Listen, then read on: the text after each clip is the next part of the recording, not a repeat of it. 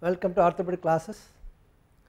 Today I am going to talk about communited fracture of the distal humerus. That is, as I have mentioned earlier, I have mentioned about supracondylar fracture, I have mentioned about lateral condylar fracture, a small chip of epicondylar fracture.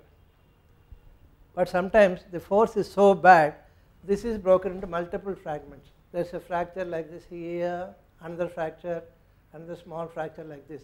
This is a communited fracture.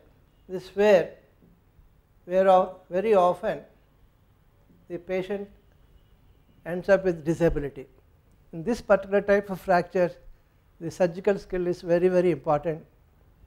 Here you have got put all the fragments together, and you have got so many internal fixation devices where a plate can be put outside, inner side, or inner side and outer side, and then across like this.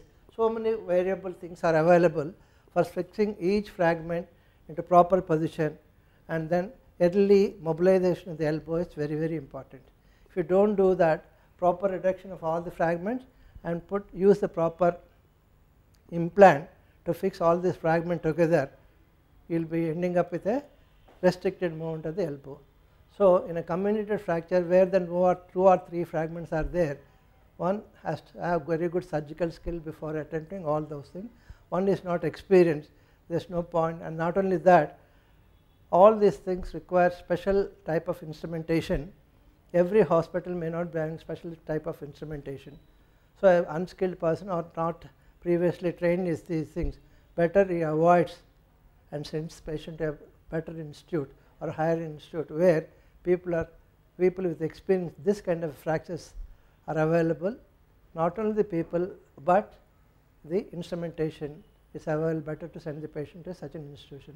So be careful about treating these communited supracondylar fractures. With this, we come to an end of the fractures around the elbow, starting from supracondylar fractures out of this, because I repeat once again, elbow is very, very important for our movements in daily routine life. So depending upon the type of fracture and your skill, you must attempt to get back the normal function to the best possible extent instead of taking it easy, just apply plaster.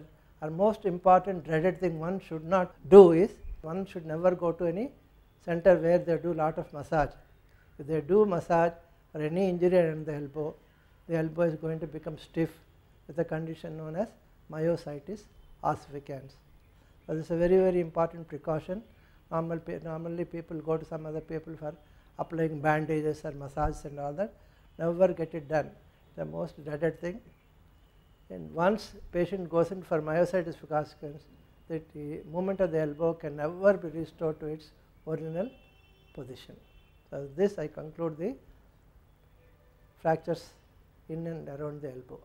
At the end of conclusion, let us realize that fractures around the elbow are very important, as I already mentioned. So a few practical things I want to tell my young people.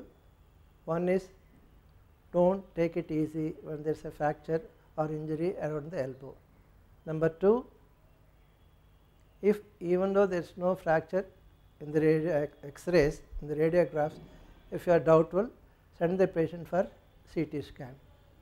Number 3, one must know all the different types of internal fixations of the elbow before trying to attempt any multiple fractures around the elbow. Sometimes I told you, multiple fragments will be there, not only in the humerus. Along with that, you can see sometimes accompanying fracture ulna or olecranon or fracture head of the radius.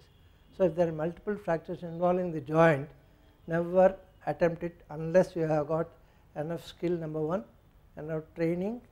Number 3 is availability of the proper implants.